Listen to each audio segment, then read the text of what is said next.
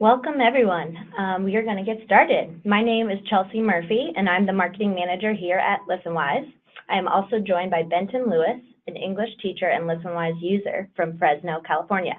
Thank you for joining us today to learn more about how Clovis North High School students' CAASPP listening scores increased by 26 percentage points over the course of 3 years. For those that are new and don't know about Listenwise, here's a quick overview of who we are before we dive into the webinar. Listenwise is an award-winning listening skills platform. We use NPR stories and podcasts to help students build listening and literacy skills for grades 5 through 12. We have over 1,000 stories on our platform, and they are all accessible to listen for free in your classroom with a free teacher account. If you're a premium user, you can access our listening quizzes, interactive transcripts, and more robust lesson support. A couple housekeeping items before I turn to Benton. We'd love for you all to introduce yourselves and share who you are in the chat box if you haven't already. As we are presenting, please feel free to share comments and questions throughout the webinar in the chat box. Benton and I will answer all of them at the end of the webinar. You can also email me directly at chelsea@listenwise.com for any questions you have about Listenwise. I have also posted the dial-in number in the chat box if you have any audio troubles throughout this half hour. Now, without further ado, I'd like to hand off to Benton Lewis, an 11th and 9th grade English teacher in Fresno, California, who teaches Clovis North High School. He's going to talk about his experience teaching listening with his students, sharing some best practices and lesson ideas. Here's Benton. All right, thank you. So the first thing I wanted to do was I wanted to give you a little bit of experience, to know where I'm coming from. This is my 20th year teaching English. I've taught all levels 9 through 12. I've taught remedial, all the way through AP, honors, regular. I've taught Read 180, if you know what that program is. So I've been around a while, so I guess you would call me a seasoned educator at this point. So originally, when I was first introduced to Listenwise, it was a few years ago when I had come to Clovis North, and when the Common Core SBAC or CAASPP test, whatever you call it, was being introduced, and we were piloting it, and we had never seen questions like this before. We had never heard of anything about listening, because before then it was the old pencil and paper. Reading and writing was pretty much all you could do, and then now there's a listening portion because it's all online, it's all computerized. And when you first see that, it can be very intimidating. We had no idea what it was. So the first time through, we got our strands back and we got our scores back, and we saw what our listening scores were, and they were abysmal. So the first thing you do is you go, what do we do to increase those? It was kind of like back in the old days with the California standards test for us, where you would see substrands and you would have to identify how are you going to increase one of those substrands. So when we got together the year after we got our first results, we saw that listening score and how low it was. And I can't remember off the top of my head, but it was something like in the 20%. And we got together as a group, and one of the things you do is you brainstorm about what's one thing we can all come together and do that will raise some aspect of that.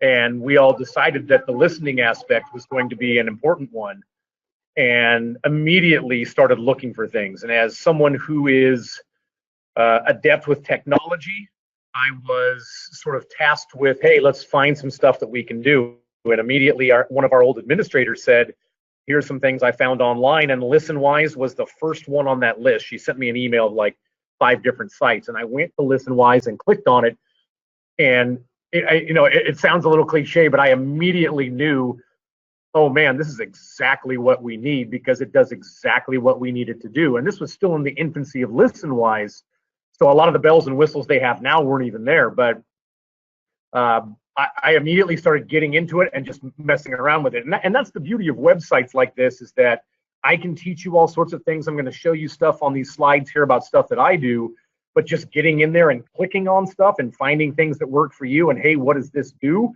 Nothing beats that experience. And some more things. Another thing that has really impressed me about Listenwise isn't just the lessons you can do. It's not the ancillary materials that they have attached with it. It's not the quizzes they have attached with it. It's not, the search functions and how to archive and how to assign to classes, but just the setup of the company itself.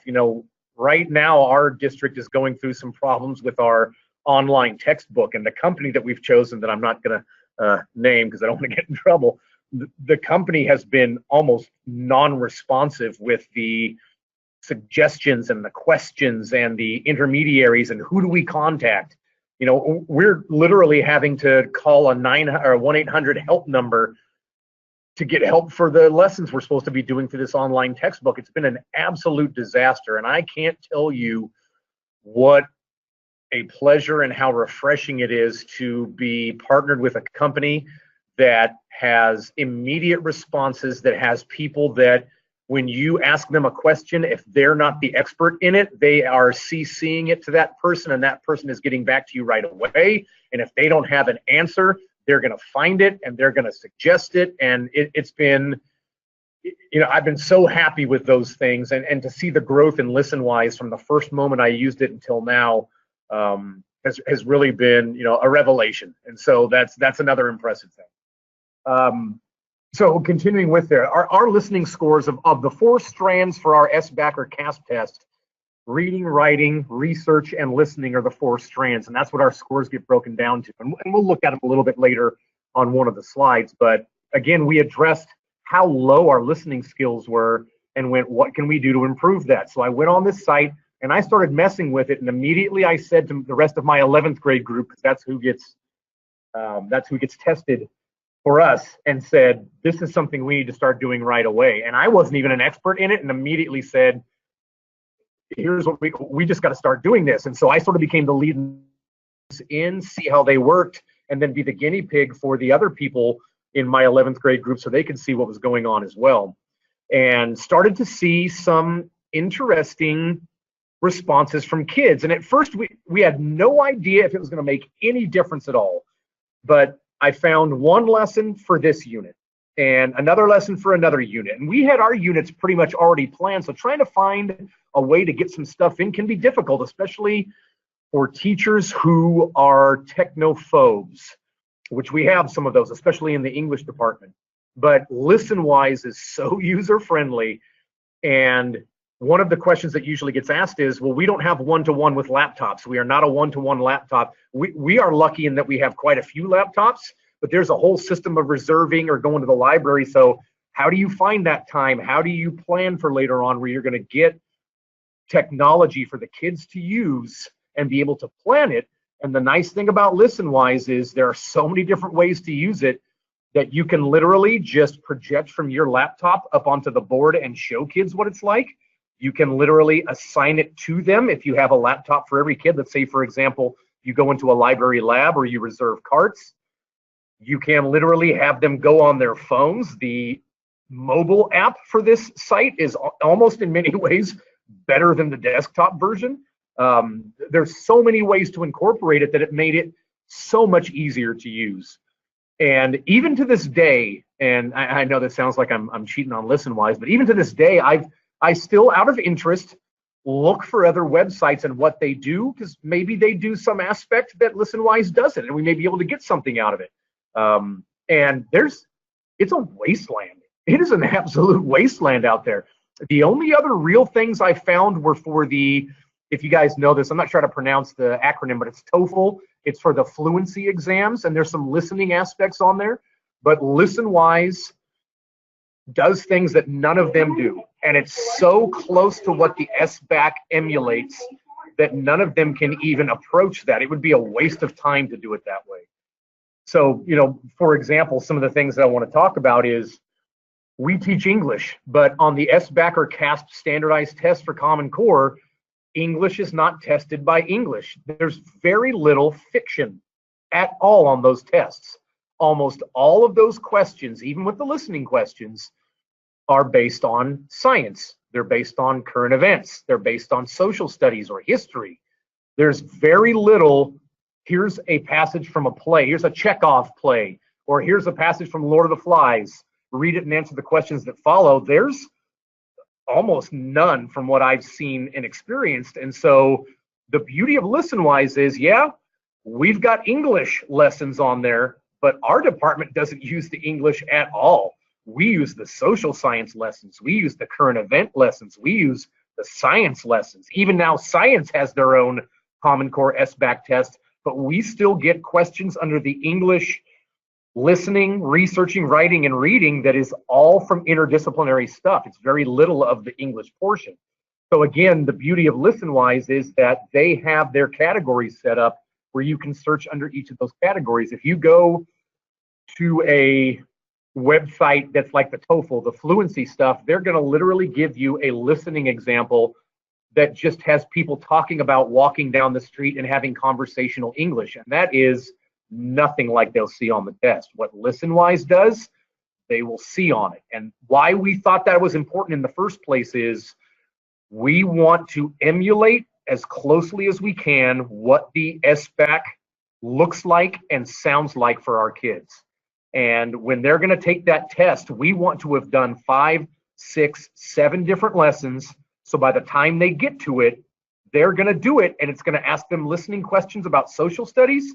It's just like what we did on the Crucible with witches, which has nothing to do with English, but that has a connection to social studies and history. It's going to be current events. It's going to be science-based stuff. So that, again, the more you can emulate what you do with students beforehand, their familiarity with that type of lesson and that type of work when they get there. I don't have definite empirical evidence that perfectly shows that. But again, when we look at that one slide that shows our test scores, and I'll talk a little bit more about our scores compared to the rest of our district, there has to be a correlation there. There just has to be.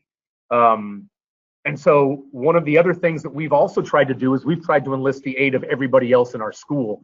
And it's honestly been a little bit of a trudge, but social science is starting to get on board. We've got a number of teachers that are saying, hey, I'm doing this unit.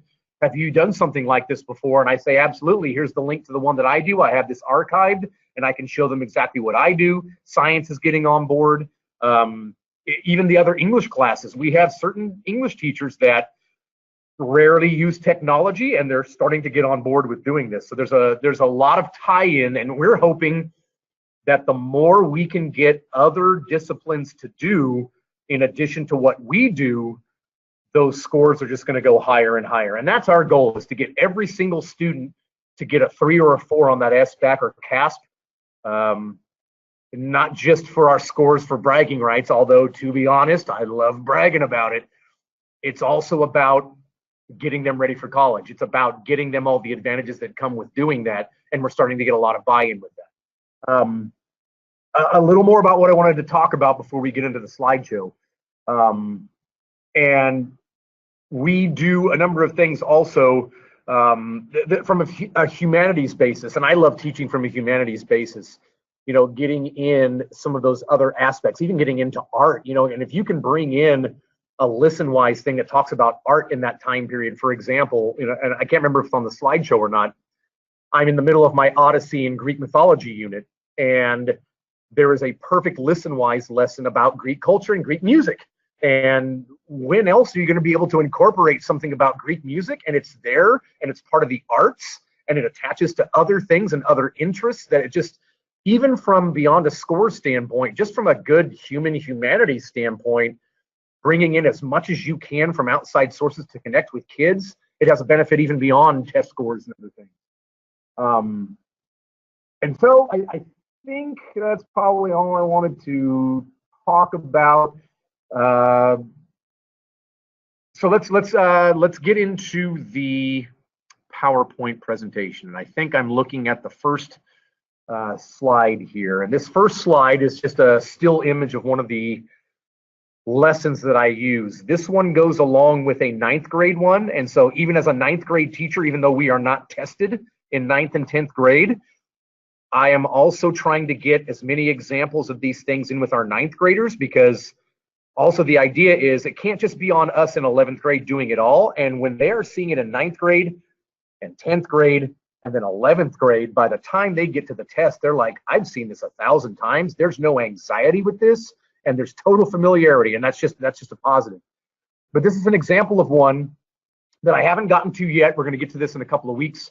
Our Greek mythology and Odyssey overall unit is about the thematic concept of the journey. And so not only do we read the fiction of the Odyssey, but then we bring in a number of nonfiction articles in our textbook. Our textbook is pretty good with this, but bringing in nonfiction historical examples of any type of a journey that someone has made. And immigration is such an important thing to talk about right now with our kids. Again, this connects with those sorts of things that they're going to see on the SBAC. They're not going to see a fictional story about a journey. They're going to see nonfiction about these sorts of things, and they need to have more familiarity with that. And if we can connect it and have them listen and take notes and then use it as a primary source in the essay that they're going to write about journey, there's all sorts of good things that come from that. Let's go to the next slide. This next one is not necessarily from a social studies standpoint. This is more from current events. This is the biggest argumentative essay that we write in our junior year. We do this right before we get to the SBAC. It's our last sort of big, good training for them. And the topic that our district has chosen for, and it was there before I even got here. And it's a really interesting and fun one to do because the kids are really into it, is having them write about whether or not they believe the cost of a college education is worth it. And there's a number of really relevant sources on Listenwise. And what I do with my students is, my juniors, I make them use Listenwise as one of their primary sources. They have to, it's one of the requirements. And there's also a section on Listenwise, and we didn't include it in this PowerPoint, but there's a section on Listenwise where it shows you how to cite a source from Listenwise. So I even post that link on my website, and they come later and go, hey, how are you supposed to do this, Lewis? And I go, it's right there on my website under important links, and they click it and it tells them how to do it, and then they can include it in their works cited. And there's a number of other ones on there. And so what I'll normally do is sometimes I'll take these sources and say, all right, you all have to listen to this one right now. Sometimes I'll say, here's 3 of them. You've got to listen to them in the next 2 weeks, and you have to choose one. So again, there's a number of ways to do this. These are ones that by the time we get to this, they've already done this 3, 4, 5 times. So I generally don't like to lead them through it during class time. I'll normally just say, you've done this before, go do this on your own. You're responsible for this. Find one that you can find information and use it as a primary source. And then, you know, it's sort of like, what's the old phrase for it? It's guided, modeled, independent, and that's the independent part of that. All right, we can go to the next slide. And this one, so this one shows quizzes. And so one of the nice things about Listenwise that they've put in, and this was something that they listened to us. They really did. One of the things that I advised was, hey, it'd be real nice. They were partnered with a website called Socratic where you could go in and make your own quiz and attach it. And so my thing to Listenwise was, if you want us all bought in, I've got teachers that will refuse to do that. Do you want all of our teachers, especially the technophobes and the ones who do not want to put a lot of extra effort into including this? This is the sort of thing that you guys will have to provide. And man, did they come in and do some great stuff with this. Quizzes with questions that are attached to standards that are related to the SBAC. And so you can see on this one here, a question from one of the listening response or one of the listening lessons, and then they have to choose. And so I would assign this quiz to my class that would be attached to each of my students. As soon as they do it, it is uploaded. I get the results, and I can just take the results and enter that into my computer and my grading program, and then I can go back and talk with them about it, and we can review them, or I can just give them the credit for it as the practice. And so there's a number of ways that you can do this. It's not available for all the lessons, but they're getting more and more all the time, and it's a really handy thing that they've listened to feedback and they've started to add in. We can go to the next one now. And so this is just it just shows you how it'll break it down by different standards and different quiz numbers, and you can see what they got, and you can plug that in, and you can see their names, and it goes across and shows you those. So that's again really useful. We can go to the next one. So I talked previously about how it's really important that the interface looks just like what they're going to see when they take the test. And so if you look on the left, that is a screenshot from a practice test from the CAASPP or SBAC website. It is very low maintenance. It's very bare bones. It's got a playing interface that they can play or pause, and they can review if they need to. Sometimes it doesn't show it here. There'll be some images, very few, maybe a still image or two on there that they can look at. Supposedly in the future, it might be videos and animations, but we haven't seen that yet. And then on the right is a comparison to what Listenwise has. And again, there's a play button. There's a place for you. There's a bar for you to move it back and forth, to click back and listen again, because when you go on to questions, you need to be able to go back and listen to parts again and see if you can find that answer. And so it's exactly what they're going to encounter. And so that test anxiety of, oh crap, how do I do this? I've never seen this before. By the time they're done in my class and junior level classes, they've done this so many times that there's no anxiety at all. You can go to the next one.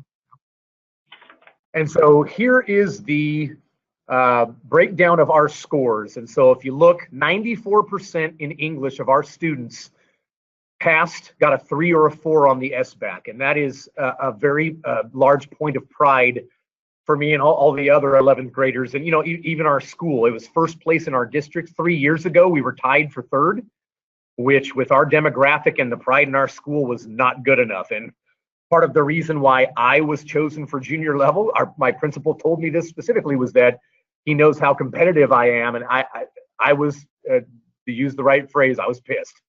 And I was not going to let that happen again. And so our junior level got together, said, what can we do? We looked at the listening part and said, let's focus a little bit more on listening. And we did. The next year, we were in second place, percentage points behind our next closest school. And we even got mad at that. And we said, we're beating them the next year. And we really incorporated even more listening skills in. And then the next year, we blew the rest of the district out of the water. We were first place by 4 percentage points over the next closest school. And so if you look at the 4 substrands underneath, writing and reading are the top ones. You know, we could talk about that if we wanted to, but I want to look at the third one, which is listening. And if you just took this out of context and saw 53%, you'd go, oh man, they didn't do very well. But if you had seen the 20% that we were in before 2 years ago, if you could see that score compared to every other high school and junior high and elementary in our district, compared to the schools in California, we blew them out of the water with listening.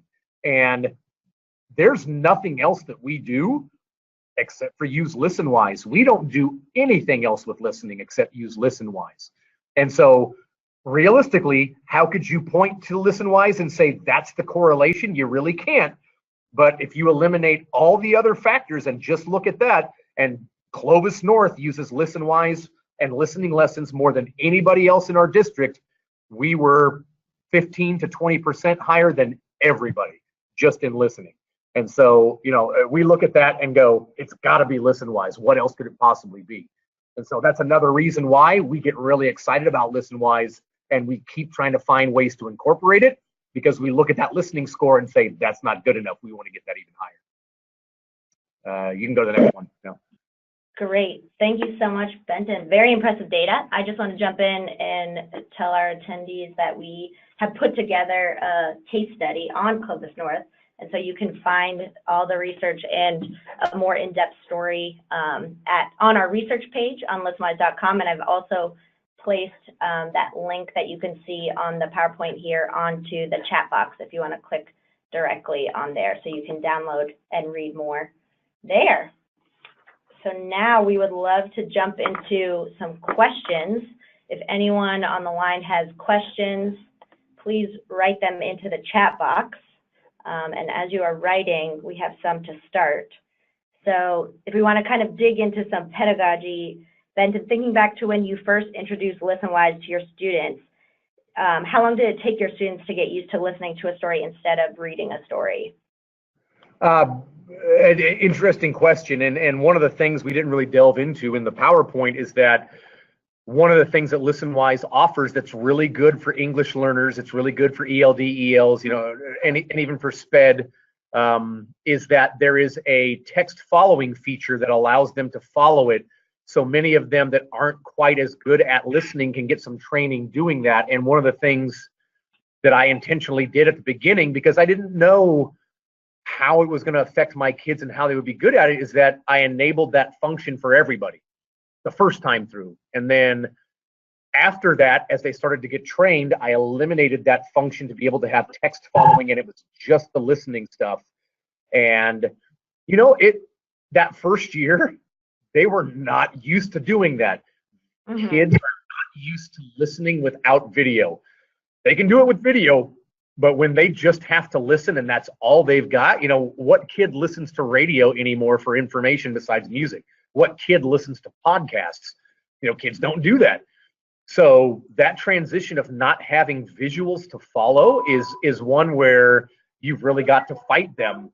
But we found that if you make them do it, there's results. But they've got to get used to doing it without having visuals to follow. So it takes a while. And so that's why usually that first semester, the first few lessons we do are just about introducing it. And then you start forcing them to do it with nothing else to help them, just the listening part. And then they start to train and they get better at it. Mm-hmm. Another question that came in, you mentioned previously all the ways that teachers can use Listenwise in their classrooms, like projecting on the board to listen as a whole class, or you can have students listen from their smartphones or at the computer lab. Do you have sort of a best use case that you like to use with your students to help them focus while listening? Yeah, I like to be able to assign to each of them through Listenwise, and then it'll even tell me who started. So, oh, hey, I've got kids that aren't participating. Well, when you've got 40 kids in a class and they're all on laptops, unless you're literally sprinting around and looking at every one, how do you even know? Well, Listenwise will tell you that. And that lets me know, hey, we were on there all day. You didn't even start it. Let you keep those kids in line. One of the things with teachers who are not savvy with technology, they aren't instinctive with troubleshooting and moving around and navigating websites, is that the simplicity of Listenwise, when you want it to be simple, is you can literally just, no one even needs a laptop or a cell phone. You can just project it through your laptop onto your board and show them. And you can give them a piece of paper with questions and make them listen through the classroom speakers and do it that way. Does it 100% emulate what they're going to do on the SBAC test or the CAASPP or what they're asked to do? It doesn't, but at least it's a start. It's something, and there's even value in that. And I'll do that maybe the first time through just to kind of show them, because the first time you do it, some of the kids never registered right for Listenwise. They didn't put their password in, or they just transferred in and they're not even in there yet, so you got to troubleshoot that. Oh, I reminded them all for a week to bring their headphones. I put it on remind.com, bring your headphones. Oh, they didn't bring their headphones. Well, we're not going to play it for 40 kids in the class. It'd be a disaster. So sometimes you have to roll with the punches and do it so it's not full. But by the time you get to that second semester, they've got the whole system down, and that's the way I like to do it. Here's the lesson I want them to do. I assign it to that class. If there's a graphic organizer that I want them to do, I'll assign that too. If there's questions I want them to type, I'll assign that too. If there's a quiz, I'll assign that too. And then they've all got laptops, they've all got their headphones, and they do it, and it gets them ready for that test. That's the way that I prefer to do it, is the full way. But obviously, it especially early on, it's not always feasible to do it that way until you get used to the practice of doing it. And the kids have never done stuff like this before, so they kind of have to be trained how to do it. It doesn't always work right the first couple of times. So this last question, I can read it. Okay, it sounds like most of your students are native English speakers. Is that the case? Do you use Listenwise with students who are learning English as a second language? Yes, we have our school has a fairly low percentage of ELs, and I can't remember this percentage off the top of my head. I think maybe it's 5 or 6%. I have, depending on the class, somewhere between 2 to 5 students who are in various levels of SELT testing. I don't know if that's a common phrase for everybody, but that's kids who are identified as English as a second language. And then if they're level 1, that means that they know very little English at all. If they're level 4, that means they're basically fluent with maybe a little bit of stuff. And basically any kid who's a 3 or a 4 is going to be in my class. Anyone who's a 1 or a 2 is going to be in a different class. And so, yep, we use them for everybody. And so that's why the first few times through, I like to have the text assist especially for kids who maybe are okay with listening to English, but not so well with reading it as a written word, or maybe they're good at reading it with the written word, but not so good at listening. And when you combine those two, then they get more training with that. You can sort of bring them along. But one of the things that I noticed was like, when I went onto those English fluency websites, that's basically what they are. They have a little video of two people walking by and talking in conversational English, and they've got to be able to listen to them and answer questions about it. And the beauty of Listenwise is that they're attached to NPR, and you can't get any more calm and easy to follow than NPR.